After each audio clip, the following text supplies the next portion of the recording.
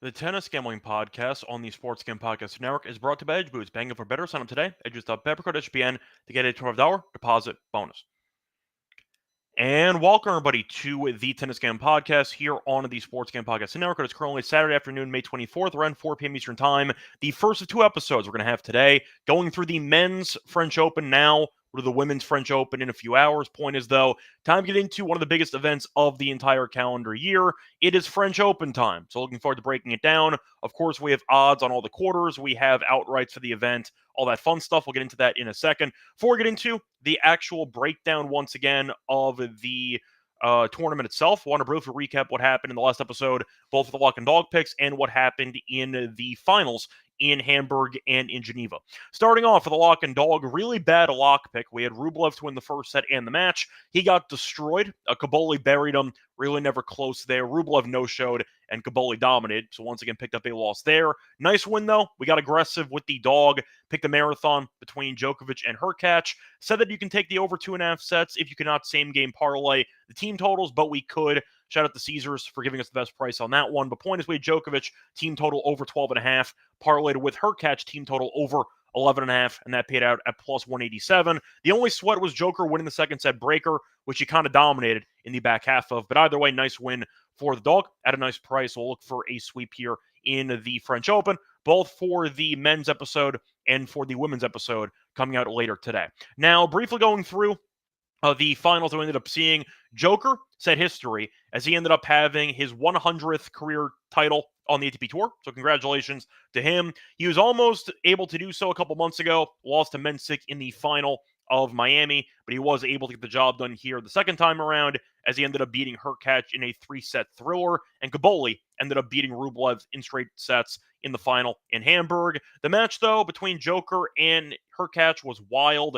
Hurkacz, I don't want to say choked, but he kind of choked because Hurkacz had not been broken in 3 straight matches and each of the first 2 sets, and yet he was only 2 games away from winning. He was serving up a break at 4-3, hit the first forehand right at the net, into the net, and then eventually ended up punting away the game as Joker had a very impressive get, and he ended up having the nice passing shot to get the break. Eventually ended up winning the breaker comfortably. Both breakers were 7-2. So Joker came back from down a break against the guy who had not been broken in about 3+ matches, got the job done, and eventually did win his 100th title. Congrats to him. Definitely the best player I've ever seen, best player of all time in my opinion, and he got to 100. We'll see if he adds any more, I'd say, trophies to his collection by the end of his career. Kaboli, though, good win. He had no titles entering the season. He's already won 2 on clay this year. Good for him. Solid player. Nice job beating Rublev there in straight sets in Hamburg. Really nothing else to add. I feel like, once again, the main talking point was the Djokovic marathon. The Rublev one was just a complete waste of time because the match was over very quickly. Kaboli beat Rublev in about an hour and 28. That was really never close. Hurkacz, though, and Joker had a 3+ hour epic. It was a great match. Hurkacz had 19 aces. He was broken 1 time in the entire match. But the point is, he got broken when he was up a break, 2 games away from winning the title. But still a nice run for him off of the injury, and he definitely made himself, I'd say, I'd say he looked good, just simply put. I mean, you were wondering how he would end up looking over the course of the event entering the French Open. I'll tell you right now, though, his schedule is absolutely brutal. Hurkacz made the final against Joker, lost in a 3-hour marathon, and then has to play Fonseca in the first round of the French Open. Ouch. That is a rough schedule for Hurkacz. He did not get any favors from the random drawing. So we'll see what happens moving forward for Hurkacz, but he looked healthy. We know that he's a top 10 caliber player, top 15 caliber player, and his ranking has slipped because of injury. Nice to see him playing well, though, even though he should have won the match itself. But either way, nice win for us, for the dog. We'll look for a good run here in the French Open. Anyway, time to get into the French Open. Starting off with the actual reminders, though, for the network. We do have a great discount code right now for the merch store. So if you go to the merch store right now and you use the code DGENS at checkout, 20% off everything in the merch store. So whether it's a tennis gambling podcast shirt, an MLB gambling podcast shirt, NBA gambling podcast shirt, you get the drill. Point is, every item is available at a discount. Check out the merch store with the promo code DGENS at checkout for 20% off everything in the store. Plus, a reminder, hit the like button, subscribe to YouTube, and a reminder, you can also leave a rating and review on Spotify or Apple. Podcasts available in both of those locations. So once again, you can find the audio version on Spotify or Apple, or the video version included on YouTube, but you can show some support, like and subscribe on YouTube, leave a rating and a review on Spotify or Apple. Time to move on to the French Open preview. Starting off with the recent winners, of course, Alcaraz won last year in that fifth set against Zverev. You saw Djokovic beat Ruud the year prior. Ruud ended up losing to Nadal the year prior. Ruud has made the finals 2 of the last 3, but he was never really close to winning. I believe he lost both those matches in straight sets. Joker beat Tsitsipas in the 5-set marathon, and you saw Nadal beat Djokovic the year prior. So point is, we've seen similar faces. Alcaraz, though, did win his first French Open title last year in a fun marathon against Zverev. Joker, we know, is, I'd say, past his prime, but he just won a title. We'll see if he can win again. Probably not, but who knows? He has won the title in 2 of the last 4 iterations. Nadal did retire, so there you go. Point is, it should be a pretty fun tournament. You have a couple of players who are priced well ahead of everyone else. I'd say mostly Alcaraz and Sinner. We'll see what happens in this one. Should be fun, though. For the history, really not much to talk about unless you want to make a case for Zverev or Ruud, because they have been good in years past. But for the most part, Alcaraz winning's not a shock. He's the best clay player in the world. We saw him beat Sinner in his last match in the final in Sinner's backyard over there in Rome. Think that Alcaraz is the worthy favorite here. Pretty cheap price. It's not Nadal, who's minus to win the event, but he's like plus 120, which I think makes sense. Anyway, time to move on into the first quarter of the French Open. You have the Sinner quarter. Now, Sinner, of course, is the favorite. He's around minus 225 in some spots. Once again, shop around. A ton of books do have the lines for the first quarter, etc. So don't forget to check out different books, trying to mix and match and finding the best price available. Line shopping is key for French Open futures. Keep that in mind. So Sinner, minus 25. These are lines from DraftKings, by the way. Draper is plus 550. Fees is 14-1. De Minaur is 16-1. Rublev is 18-1. Fonseca 20-1. You have Mensik at 20-1 as well. You have Fekina at 25-1, Leshka 28-1. You have Hurkacz fresh off the title at 28-1. De Gier is at 65-1. Monfils 65-1. You kind of get the point. So first of all, for any long shots you might be tempted by, Hurkacz I thought about, but once again, Fonseca into the first round after having a 3-set marathon in the event right before the French Open. Really bad spot for Hurkacz. He's also in the immediate section as Draper, which is not ideal. I think the long price for Hurkacz actually makes sense. I'm not going to chase on that. If he had a week off after making the final in Geneva, I'd consider it. But having a massive 3-hour marathon on Saturday and then turning around to play Fonseca about a day or two later, not a great spot. I'll pass on Hurkacz there for the long shots. Leheshka, he looked good against Cerundolo.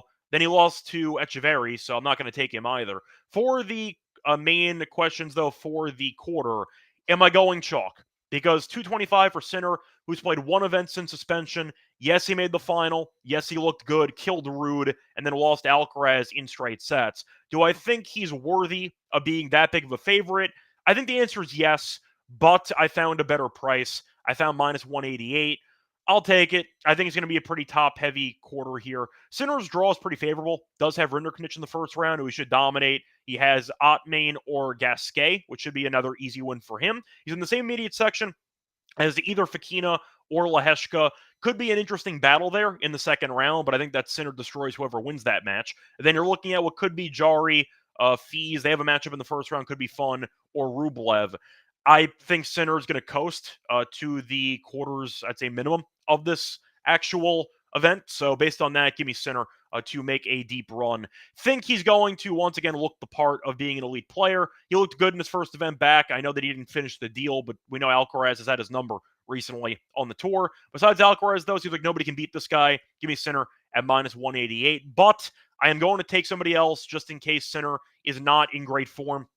He's also not been that amazing in the French Open before. Did lose to Alcaraz in 5 last year in the semis, but the point is before that, not really the greatest French Open player. We know that he made a leap, though, so he has been the best player in the world for about a year plus, and maybe that will carry over into this event again for the second straight year. But based on that, though, I do think it's worth taking somebody else just in case. Give me Draper as well at 750. Draper, we saw make the final in Madrid, did lose a 3-setter to Ruud. He's been good this year, though, and I do think that his overall talent is undeniable. He's a top 10 caliber player. The concern with Draper, though, is durability, but I do think his draw is pretty favorable as well. Has Bellucci in the first round, Monfils or Deli in the second round, which could be interesting if it's Monfils. Monfils barely played for the last couple of weeks, and not exactly the greatest form Monfils in right now. Hurkacz potentially into the third round could be Fonseca. I think Draper would beat him. I think Draper actually beat Fonseca a couple of months ago, I think. Point is, though, Draper, I think, is in a pretty decent spot. You could argue that Dimenauer has a chance, but to be honest, I don't see it. I think Dimenauer would lose to Sinner. Sinner's owned him, historically speaking. But I do think that Fonseca is a guy who you could argue is going to be a popular upset pick or a popular Cinderella pick. I don't see it. There's no value on Fonseca in any of these events, but you're looking at them facing off this year, Indian Wells, and Draper beat him 6-4, 6-0. That was hardcore. This is Clay. I get it, but Draper, I think, is the better player, and I do think 750 is a good price for a guy that made the final in Madrid, and it looked very good throughout the entire event. So for me, give me Draper here at 750. Think you're looking at a spot for him to potentially make the matchup hypothetically against Sinner interesting. I think Sinner's going to win, but I'm not going to take him by himself. Give me Draper with him at 750. Moving on to the next quarter. This is the Djokovic quarter. A very popular, I'd say, upset pick quarter because you have a pretty interesting pairing of favorites here. You have Djokovic at 250, fresh off a title, but the point is he's still up there in years. Quick turnaround. Question how he'll look. You have Zverev at 3-1. Made the final last year. He did win a title this season in Germany. Besides that, though, he has been terrible, and he really has not done much since losing in the Aussie Open final. Won the random title there, but besides that, has not done much. Cerundolo's a popular pick, though, at 550 to make a very deep run. You know, Djokovic beat him in 5 sets and ended up retiring after that. I believe that was last year. Point is, though, Cerundolo is a popular choice to make it to the semis at 550. Medvedev's at 10-1. You have Felix at 14-1. Dimitrov at 16-1. Arnaldi, 18-1. Greek Sport, 25-1. Gaboli, 30-1, fresh off the title in Hamburg. You have Nori at 40-1. You kind of get the point. If you want to go for some home cooking, you can go for Humbert at 50-1. Now, the question is, first of all, do I agree with the popular opinion that Cerundolo has value in this quarter? I disagree. I think it's actually a bad quarter for Cerundolo. I understand the argument is that Djokovic and Zverev can be very, I'd say, underwhelming at times, especially this year for Djokovic. And I do think that based on the spot, I understand why people would be, I'd say, scared of Djokovic or Zverev in this event. However, Cerundolo's draw is really not that great. Diallo's in the first round. He should win that, but Diallo we saw make a pretty decent run in Madrid a couple weeks ago. Point is, though, the courts here are slower than Madrid. Think Cerundolo should win, but Diallo's not exactly a pushover in the first round. Then Greek Sport probably in the second round. Not an easy matchup there either. Then Dimitrov in the third round. Then potentially Zverev in the fourth round. And then we're looking at Djokovic in the quarters. That's a horrible draw. I really don't understand the appeal for Cerundolo. I'd understand it if he had a couple of really bad clay players in the first couple rounds. But once again, the potential path for him is Diallo, Greek Sport, Dimitrov, Zverev, then Djokovic. That sucks. That's a horrible draw for Cerundolo. I see no interest at all in taking him to win the quarter here. Don't see it. I think it's a spot where he might look pretty decent in a match against either Dimitrov or Zverev, and he's owned Zverev in the head-to-head. But that's a really bad draw for Cerundolo at that price. I need much more than 550. I can't take that. I got to pass on Cerundolo. Medvedev I'm going to pass on. Not good enough on clay. Felix has been a head case ever since he had a good start to the season. Dimitrov has had some durability issues. Might look decent. Might end up beating Cerundolo. I don't see him winning, though. Joker's owned him, and I don't think he'll beat Zverev either. So I'll pass on Dimitrov. Arnaldi is too cheap at 18-1. Wouldn't take him anyway. Greek Sport's draw is not great either because you would inherit the Cerundolo draw if you beat him in the second round. Point is, though, all roads go back to chalk here in the second quarter. I'm going to go with Joker, and I'm going to go with Zverev. I think 250 and 3-1 are two good prices. I think at least one of them will be in the quarterfinals. Good enough for me. 250 for Djokovic and 3-1 for Zverev is the way I'll go about betting this quarter. Once again, Cerundolo, I would have considered, but the price is too short and the draw is not good enough. And based on that, I don't see many guys that really impress me in this quarter. Dimitrov I'll never touch. You're looking at Medvedev, who is not good enough on clay, and Felix has been really bad lately. So, yeah, that's basically it. Mentioning the quick draw there for Djokovic, though, out of curiosity, if you were wondering. Joker does have McDonald in the first round, then probably Mutet in the second round. Could be interesting, but I'll beat Mutet. Then potentially Shapo in the third round. Once again, an easy draw. Medvedev in the fourth. It's a really favorable draw for Djokovic, which is why I'll take him in this section. I think that his price is actually pretty good for his draw. For Zverev, has Tien in the first round, who's tricky on hard court, but not on clay. You're looking at potentially De Jong or Pizarro. De Jong can maybe make a set interesting, but Zverev will beat him. Then Caboli maybe, or Felix, or Cilic, or Arnaldi. Really tough quartet of players there that might kill each other, but Zverev should get the scraps. But you're looking at, once again, I think just significantly easier draws for Joker and Zverev compared to Cerundolo. I'm not interested in Cerundolo. Give me the chalk here. Give me Joker at 250 and give me Zverev at 3-1.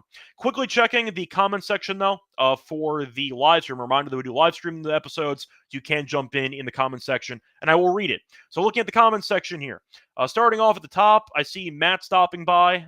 Thanks, Matt, and I see you again. See D. Johnson stopping by again. I see Mike excited about Joker winning his 100th title, and he's also happy that he took the team total over parlay for Joker and Hurkacz. Besides that, Joe's roasting Rublev, deservedly so. I mean, 6'4", 6'2" is embarrassing, and he got destroyed. So, Joe, you're not wrong there. Caboli killed him. Definitely right there.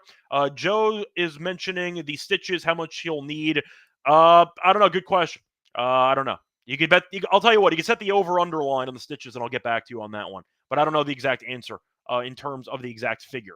I see Mike asking about Nishikori. Is he live? Maybe to win a round, but besides that, Nishikori, no. He's well past his prime. Durability's not there. The issue for him has been injuries. Grand Slams, of course, 3 to 5 sets. He's going to run out of gas. It's kind of how it goes, and I feel like Nishikori might win a match. That's basically it. Maybe he can win a match, but that's kind of the ceiling I have here. Does have a matchup against... I'm sorry, let me just see who he's supposed to play against. I think he dropped out, actually, because I don't see him being listed. I see he was supposed to face off against Alcaraz, so I was half joking about the Nishikori thing. I'm pretty sure he withdrew. So you have Zeppieri, actually, who I think ended up filling in, or I got to actually check that. Did Nishikori drop out? I think he did drop out of the French Open.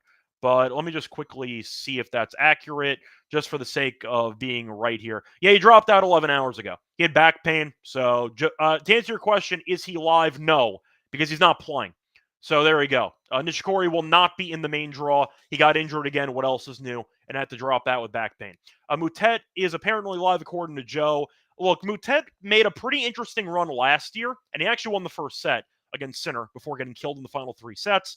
He's the French guy. He'll make it interesting, very unorthodox, and of course the crowd will get involved with his antics. Maybe he can make it interesting. I think I'll put it this way. He might win a couple rounds, but I don't see him making a Cinderella run all the way to the quarters or anything. But he's fun. I'll keep an eye out on his matches. I see Mike agreeing that Joker has a pretty good draw. Once again, you're looking at I'd say, perfect draw. You want what could be a very straightforward collection of matches in the first 2 or 3 rounds.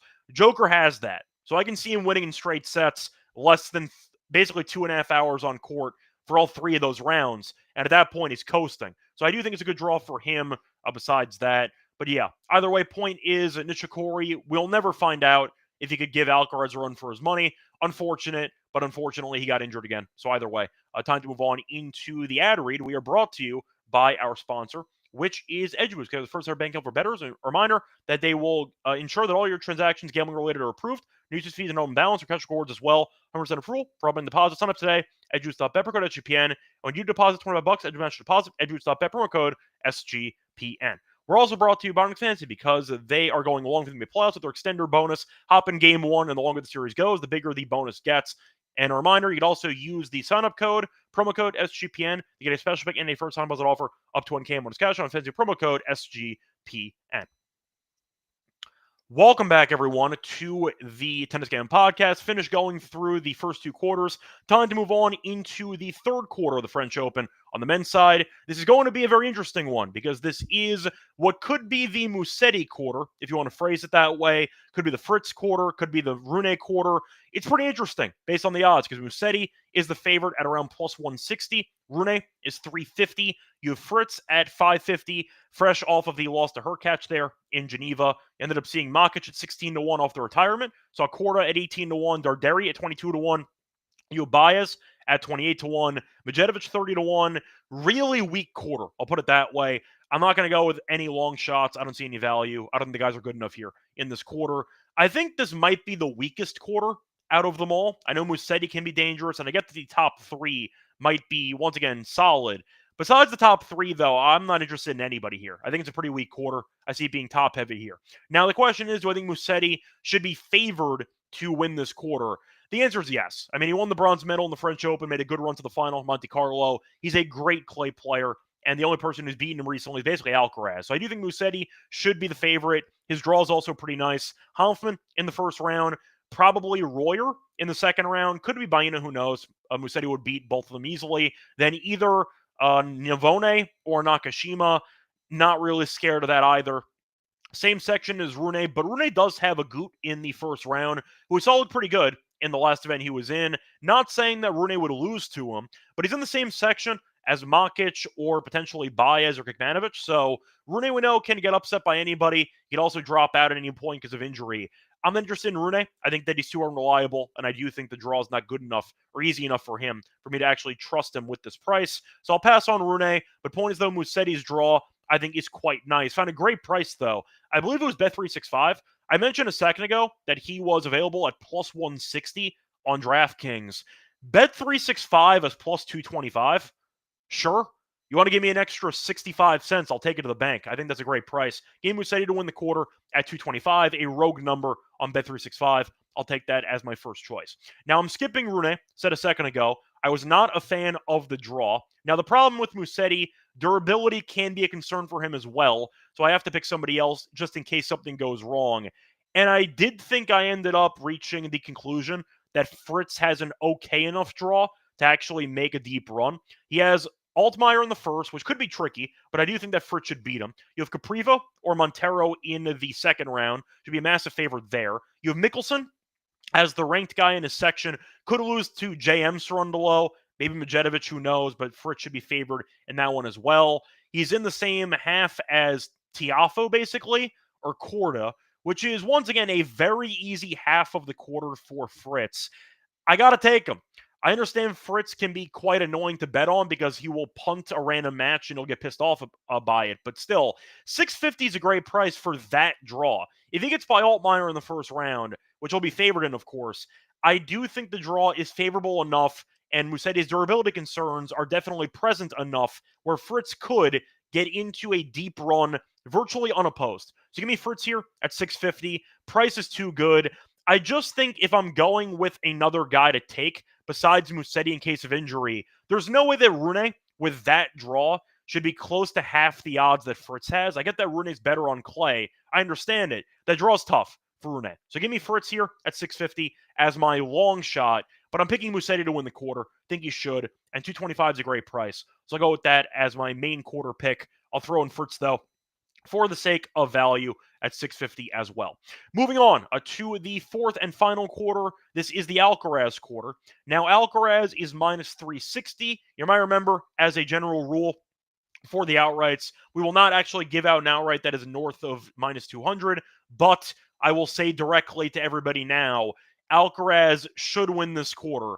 I'm not betting it at minus 340, minus 360, but I do think Alcaraz will win the quarter. I have other people listed instead of him, but Alcaraz should win this quarter. I cannot recommend it at that price, though. So keep that in mind. Alcaraz is minus 350 or 360. You have Ruud at 7 to 1. You have Tsitsipas at 9 to 1. Paul's at 13 to 1. You have Khachanov at 22 to 1. Shelton 25 to 1. Etcheverry 35 to 1. Morozin 50 to 1. You kind of get the point. So you're looking at what's pretty chalky, as Alcaraz and Ruud and Tsitsipas and Paul should be the winners of the quarter. At least one of them better make it into the semis. Now, when I say one of them, it's a 90-something% Alcaraz, but still. Point is, I don't see any long shots here either. think it'll be pretty straightforward. For the draw for Alcaraz, it's actually pretty favorable. They'll have a spot against Zeppieri. Supposed to be Nishikori, doesn't matter who's actually playing against him. He'll coast. Morozin or Nardi in the second round. And then you're looking at what could be Perricard maybe in the third round. Perricard, if the serve's on, can maybe win a set in a breaker, but in reality, Alcaraz is coasting for the entire 3 rounds. Then you're looking at Shelton or Tsitsipas, potentially. We know Alcaraz owns Tsitsipas, and Shelton's got no chance on clay. So Alcaraz is going to be coasting for basically the entire quarter. However, said before, I can't take it at that price. Give me somebody else just in case. I will go with chalk. I'm going to go with Ruud, who I think has a chance at 7-1. He'll lose to Alcaraz most likely, but the draw, once again, is not that bad. Ruud does have Ramos Vinolas in the first round, then Borges or Jacquet. Papiron is his main opponent there in his immediate section. Not too bad. And then he'd have to face off against Paul, who he could end up beating. But either way, point is, I think for the sake of the value in this quarter, I'm not taking Tsitsipas. No chance I actually trust him. Give me Ruud at 7-1. I know that he's made the final here 2 of the last 3 years. We know that he never wins these titles. Can he make the semis? Sure. He's made the semis multiple times here in the French Open. I think it's possible, and I do think 7-1. After winning a title in Madrid, first ever 1,000 title, maybe there's some confidence there. Give me him at 7-1 just in case. And last but not least, I'll go with the guy who's actually given Alcaraz some problems over the years. Not as much recently in terms of winning, but there have been some competitive sets in there, and Paul's definitely, I'd say, shown that he can push Alcaraz to the brink for a fun competitive match. Not really the case on clay, but I'll go with Paul at 16-1. Just like the price a bit too much. Once again, I'm skipping Tsitsipas. I'm skipping all the other long shots, and I really just can't take Alcaraz at 360. So I'm picking Alcaraz to win the quarter, but based on the pricing, I'll go with 2 longer shots instead. Not going to bet a lot on these two, just a slight sprinkle. But give me Ruud at 7-1, and give me Paul at 16-1. I'm picking Alcaraz. I cannot recommend a bet on that at 350. Give me those 2 guys as my long shot picks in case Armageddon happens in that fourth quarter. Now, moving on to the actual outrights to win the event. Now, the question is, will I go with anybody as a serious long shot? I have one guy. That's it. For the favorites, though, you have Alcaraz at plus 100. Shop around again. You have Sinner at 225. You have Djokovic at 12-1. You have Zverev at 18-1. Musetti 25-1. Ruud at 28-1. Draper's at 40-1. Rune's at 40-1. Fees at 60-1. You have Tsitsipas at 65-1. You have Paul at 80-1. You kind of get the point. I'm not picking any of these long shot guys. On a separate note, Fonseca has the same odds as Medvedev and Fritz, and he's playing Hurkacz in the first round.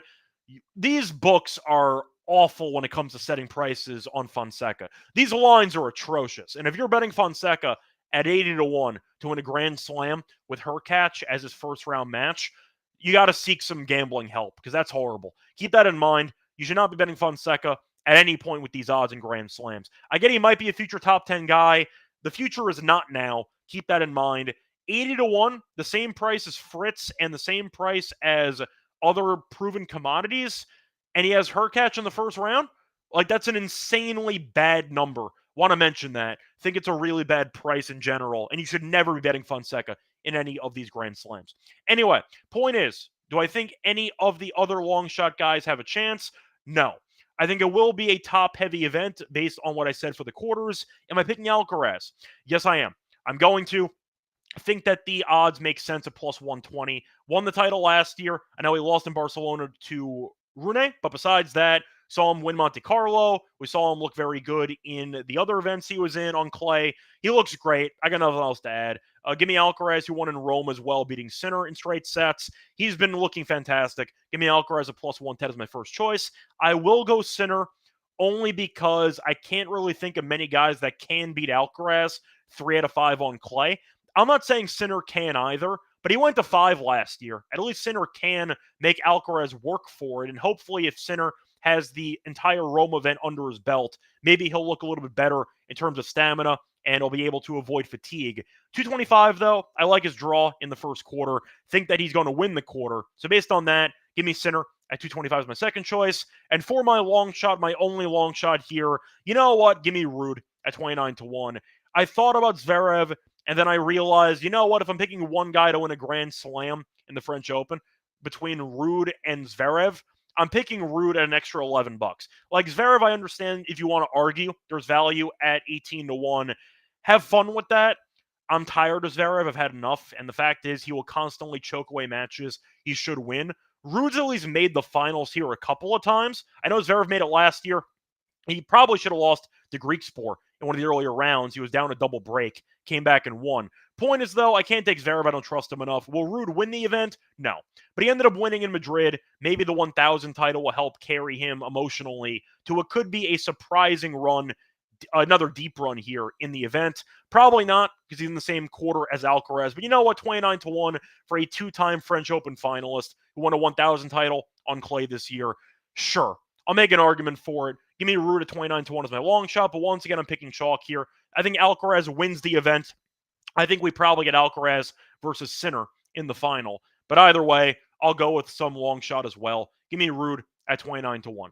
So anyway, once again, recapping all of the outrights we have for the men's French Open. We have the first quarter. We have Sinner at -188, and we also have Draper at 750. For the second quarter, we are going chalk here, going Joker at +250, and we'll go with Zverev at 3-1. For the third quarter, we'll go with Musetti at 225, and we will also go with Fritz at 650. Based on how easy his draws, I think there's value at 650. For the fourth quarter, going to go with the people not named Alcaraz. We think he wins the quarter, not taking him at -350. You have Ruud at 7-1, and you have Paul at 16-1. For the outrights to win the event, going chalk here, we have Alcaraz at 120. We have Sinner at 225, and we also have the long shot being Ruud at 29-1. Probably not going to win it, but you know what? I like the odds for a two-time finalist here in this event. Anyway, that's going to wrap it up for the actual outrights here for the French Open. Now it's time for the lock and dog picks. Before we get into the lock and dog, the reminder they're brought to you by our sponsor, which is Rhythm, because they're the home of ADVERTISE props. Are available for the NBA playoffs, for the golf cards, for baseball, for WNBA, you name it, they have it. Point is, they're also available for a free trial for a week, so try out the free trial. When you do sign up for your new account, use the discount codes that they have. Two different codes, 25% off the month subscription with promo code 25. You have 50% off annual code with the promo code SGPN 50. Once again, it's with them.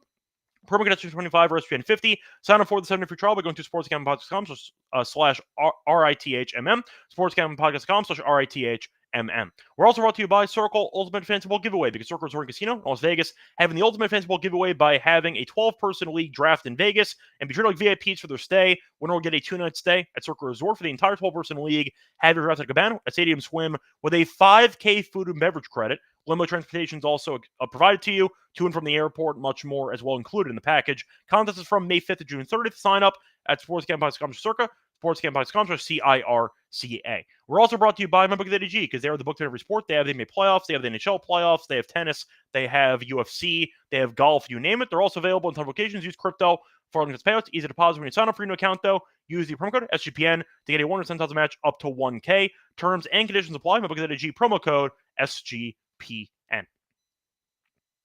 Welcome back, everyone, to the Tennis Game Podcast. Finished going through the outrights for the French Open. On the men's side, now it's time for the lock and dog picks. You know what? We have so many matches to choose from now. Going to go with two separate parlays. One will be a lock, one will be a dog.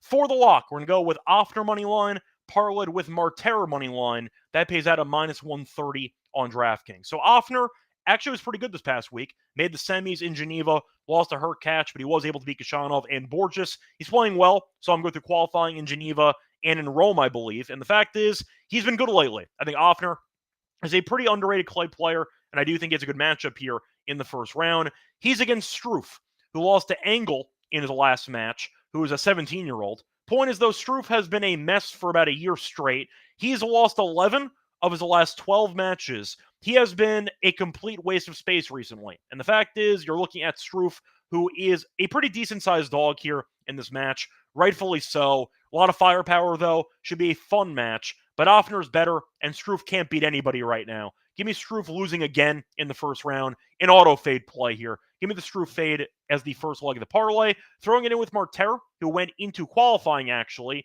and coasted. He did not drop a set in the entire qualifying. And you're looking at Walton, who's opponent for the first round, who never plays clay at all. He's avoided clay for the last couple months, playing some challenger hardcourt events. Walton, though, has played 5 career clay matches, and he's 1-4. The one win he had was in Houston this year, which is fake clay. Brooksby won that event, fake clay completely. Point is, Walton, though, does not try on clay. He's avoided clay. The Australian is just a hardcore player. I see him getting destroyed here against Martera. Martera, though, has been actively involved on clay, won French Open qualifying. Massive price for a qualifier, rightfully so. Think it makes sense. Give me Offner and Martera moneyline parlay at minus 130 as my lock.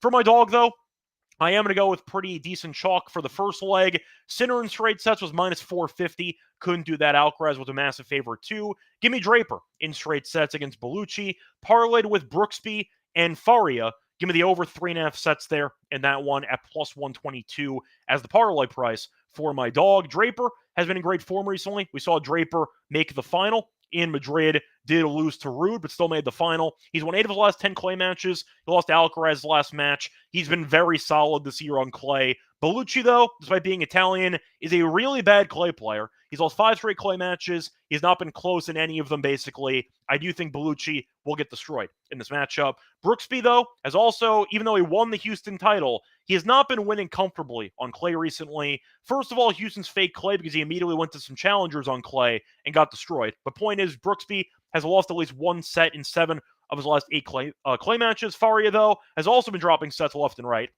Faria has lost at least one set in 5 straight clay matches. Both guys also have different play styles. Brooksby, we know, has a minimal number of firepower, but he's very consistent, and he definitely loves to rally. Faria has a ton of firepower, no consistency at all, but a very nice serve and a good forehand. So I see a pretty interesting clash of styles here. Brooksby will win a set because Faria's firepower will result in a bunch of unforced errors, but Faria should win a set because he'll be able to hit the ball past Brooksby and force him to play extra defensive. Give me at least a 4-set marathon in that matchup, parlayed with Draper to win in straight sets as my dog. So once again, the plays here for the lock and dog for the first round of the French Open. Lock will be on Offner and Martera moneyline parlay at minus 130. For the dog, give me Draper in straight sets, parlayed with Brooksby and Faria over 3.5 sets at plus 122. That's wrapped up, though, for the show. We're back once again in a couple hours for the women's breakdown of the French Open. Of course, we're back every round for the men's event as well. So back for the second round of the ATP French Open. Till next time, though, good luck.